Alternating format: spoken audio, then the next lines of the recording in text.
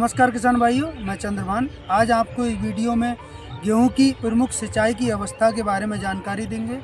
तो गेहूं की जो हमारी पहली प्रमुख अवस्था है वो बुवाई के 20 से 25 दिन बाद करते हैं।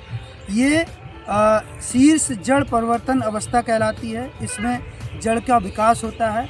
तो इस अवस्था में गेहूं के खेत में नमी का होना बहुत ज़रूरी है और इस अवस्था में सिंचाई करनी चाहिए। दूसरी जो हमारी प्रमुख अवस्था है वो कल्ले बनने की अवस्था है। इस अवस्था में गेहूं में कल्लों का विकास होता है, कल्लों की मात्रा बढ़ती है। तो इस अवस्था में भी गेहूं की सिंचाई करनी चाहिए और नमी की मात्रा इस अवस्था में होनी चाहिए। तीसरी जो हमारी महत्वपूर्ण अवस्था है वो है फूल बनने की अवस्था। गेहूं में जब फूल बनता है तो फूल बनते समय भी गेहूं के खेत में नमी का होना बहुत ज़रूरी है। तो इस अवस्था में भी गेहूं की सिंचाई करनी चाहिए, जिससे हमारा उत्पादन बढ़ता है, स्वस्थ फूल होता है और दाना अच्छा बनता है।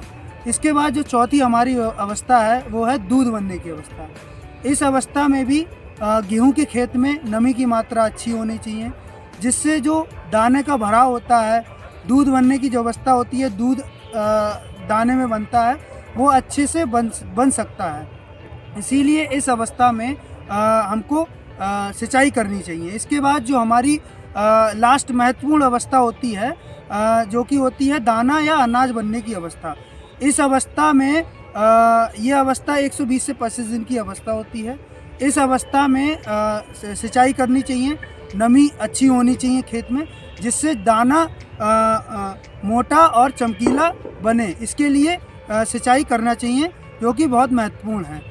इससे हमारे गेहूं की उत्पादन में वृद्धि होगी और गेहूं अच्छा पैदा होगा। धन्यवाद।